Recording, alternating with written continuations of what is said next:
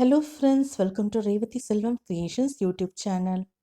என்னோட சேனலை முதல் முறையாக நீங்கள் பார்க்குறீங்கன்னா மறக்காமல் சப்ஸ்கிரைப் பண்ணுங்கள். பக்கத்தில் இருக்க பெல் ஐக்கானை கிளிக் பண்ணுங்கள். அப்போ தான் நம்ம சேனலில் போகிற புது வீடியோவோட நோட்டிஃபிகேஷன்ஸ் உங்களுக்கு வரும். இன்றைக்கி ரொம்பவே சிம்பிள் அண்ட் டேஸ்டியான சிக்கன் குழம்பு தான் நம்ம செய்ய போகிறோம். இப்போ எப்படி செய்யறதுன்னு பார்க்கலாம். முதல்ல ஸ்டவ்வில் ஒரு கடாய் வச்சு 2 டேபிள் ஸ்பூன் எண்ணெய் சேர்த்துக்கலாம். எண்ணெய் நல்லா காய்ச்சதோ கறி மசாலா சேர்த்துக்கலாம். இது கூடவே 1/2 ஸ்பூன் சோம்பு சேர்த்துக்கலாம். மசாலா எல்லாம் நல்லா பொரிஞ்சு வரட்டும்.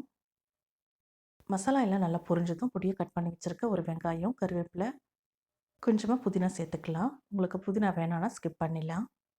வெங்காயம் நல்லா பொன்னிறம் ஆகிற வரைக்கும் நல்லா வதக்கி விடுங்க.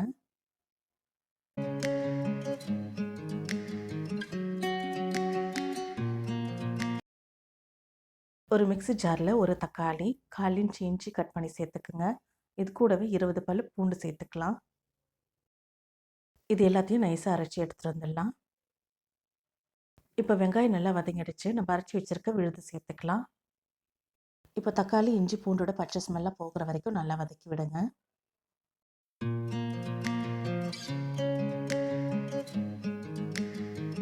நல்லா வதங்கி இது போல் எண்ணெய் பிரிஞ்சு வந்திருக்கணும்.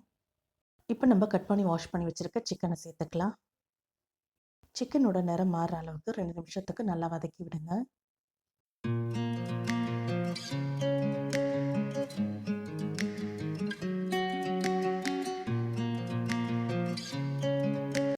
இப்போ 1/2 ஸ்பூன் மஞ்சள் தூள், 1 டேபிள் ஸ்பூன் குழம்பு மிளகாய் தூள், 1 ஸ்பூன் கரம் மசாலா, தேவையான அளவு உப்பு சேர்த்துக்கலாம்.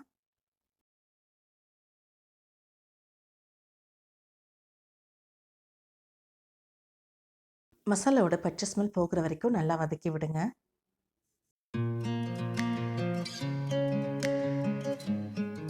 மசாலாவோட பச்சை ஸ்மெல்ல போனதுக்கப்புறம் 2 கப் அளவுக்கு தண்ணி சேர்த்துக்கலாம்.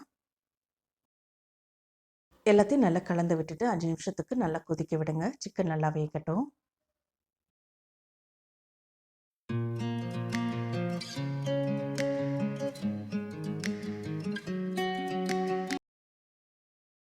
இப்போ குழம்பு நல்லா கொதி வந்துருச்சு. இப்போ 1 ஸ்பூன் அளவுக்கு பெப்பர் பவுடர் சேர்த்துக்கலாம். மிளகுத்தூள் சேர்த்து ஒரு கொதி வந்தால் போதும். ரொம்ப அதிகமாக கொதிக்க விடாதீங்க, கசப்பு தன்மை வந்துடும். குழம்பு நல்லா கொதிச்சதும் ஸ்டவ் ஆஃப் பண்ணிவிட்டு கொத்தமல்லி தழை சேர்த்து இறக்கிடலாம். அவ்வளவுதான், சிம்பிள் அண்ட் டேஸ்டியான சிக்கன் குழம்பு ரெடி ஆயிடுச்சு.